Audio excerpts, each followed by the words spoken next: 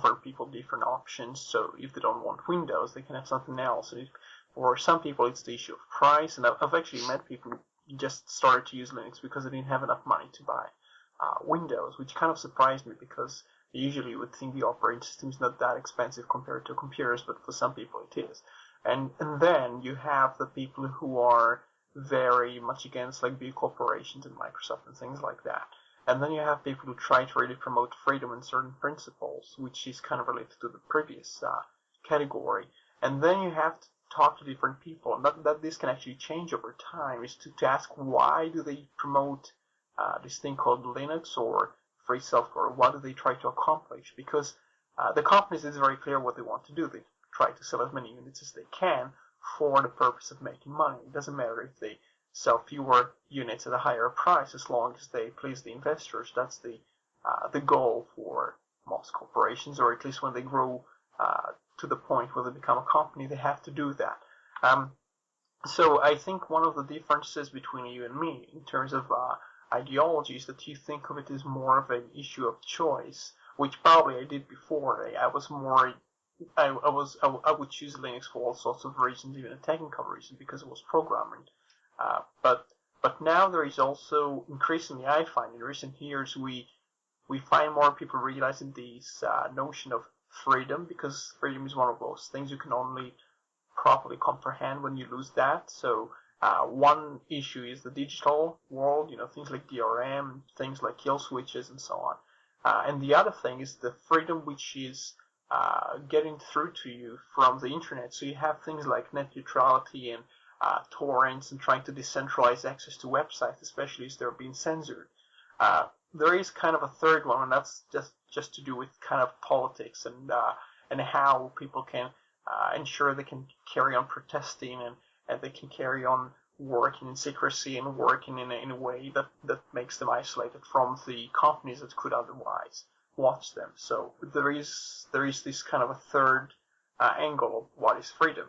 And I try to kind of look at all three areas, especially recently, to be honest, because of Wikileaks. I think we've seen lots of things occurring, and it is a pretty major thing because you saw all kinds of responses to what happens with the internet, what happens with software, and how certain people in power are scared of software and decentralization on the internet, of information, and, of course, the tools which are being used to organize this information. Well, what we'll do is Gordon back? Gordon, are you back with us? Yeah. Well, I assume I'm talking. Well, what we'll do is just to go back to your point quickly, because you were cut off prematurely.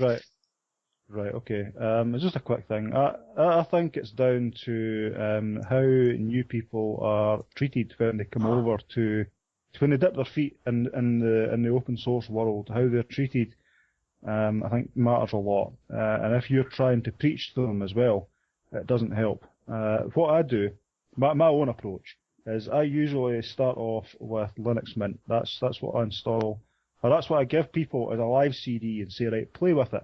Don't install it. There's no risk. Just play with it. And if you want to install it, just give me a shout and I'll come round and install it for you and give you the whole sit down with you for an hour or so and give you a whole primer on how to install and how to give them confidence to actually use it. And then say, right, just, my phone number, get in touch if you have any questions, and I'll show them the IRC channel for the Mint channel and how to get help. I'll show them the forums. I'll bookmark sites like Linux Reality and Going Linux and say, well, look, to get an easy route in to grasping this whole thing, download these audio casts, listen to them, and that'll take you through the whole concept of window managers and desktop environments and what is KDE and what is Fluxbox and all that type of stuff. And then bookmark DistroWatch as well and show them that there's lots of other distributions that once you get settled and once you feel at home with Linux Mint, then feel free to go and explore. If you like the look of, it doesn't matter what distribution it is. You see it on DistroWatch and think, well, that sounds quite interesting. I'll show you how to download it and burn it and try it for yourself. And if you decide you want to install it, if you want some confidence, some help to install it, give me a shout. I'll teach you how to do that as well. So I'm sort of saying to them, look, get comfy, feel free to explore, and find your own path. And it might well be that they'll try different things and they'll stay on Linux Mint, and they'll never leave that. Or they might find that they spend 6 months there and then gradually move on to Fedora, and then decide that, well, I like this, I might try KDE, and they might end up with Mandriva. It doesn't really matter where they go. The point is they are making their own path, and they're choosing their own, they're exploring it on their own way, and they're grasping the whole thing, that there's a whole wider world out there than just the individual distro that they started with. So that, for me, is the key to that, is encouraging people and not preaching to them.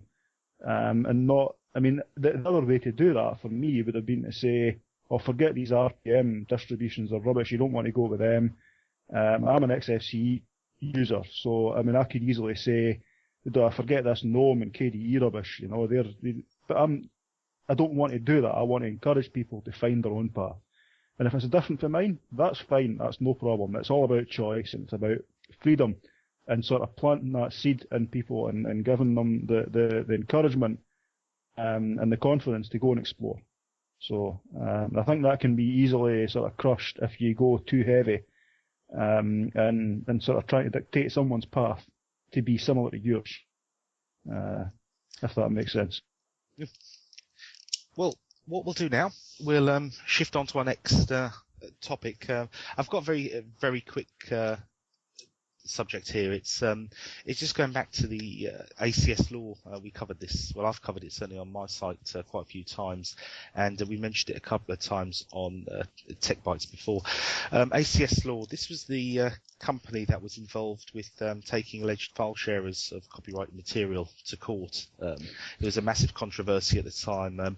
It was believed that they'd taken over the business from Davenport and Lyons, I believe, and there was a lot of fuss on the internet about it and people complaining and allegations of wrong accusations, etc., etc.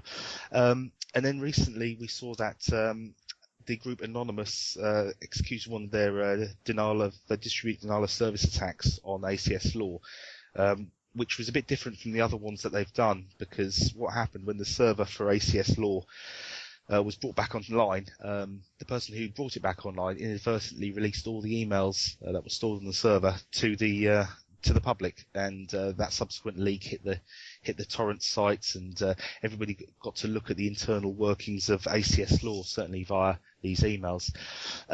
It then went a bit quiet. It's been a bit quiet for about a month, and there's all sorts of rumours and theories that ACS law is going to be in front of the Solicitors Regulatory Authority next year, and they're going to be fined, and all these type of rumours. But apparently, on the 30th of last month, ACS law has been to court and attempted to get judgments against 8 file sharers. This alleged file sharers, should I say. This is covered on the excellent Torrent Freak site, which the link will be in the show notes. And the upshot of it was they seem to have been unsuccessful. Does this spell the end of ACS law? Well, we're not sure yet, because the ACS law website is still offline. It's been offline since the email fiasco, so we don't really know. But it does appear that ACS law is still active in pursuing file sharers, albeit from the stance without a website. So if Roy or Gordon's got anything else they want to add to this case, any views, opinions? I'll start with you, Gordon. Yeah, well, I didn't know exactly how the emails got leaked, so that's news to me. I know they did get leaked, I just didn't know the circumstances. But yeah, when they went to court, I did think it was quite interesting in just how badly ACS law made a mistake, because apparently they're only allowed to act if they are the copyright holders, and for 3 out of the 8, they weren't even empowered to legally empowered to actually accuse, because they weren't the copyright holder. That was 3 out of the 8. There was another 3 who they applied for default judgments, default settlements, and from what I understand of that, and not being of a legal background, it's when people don't put up a defence, they don't register a defence with the court, And what ACS law didn't do was check if these people had put up a defence, and 3 of them had. And they just said, well, they've not put up a case, we want the default settlement. So they didn't even check whether a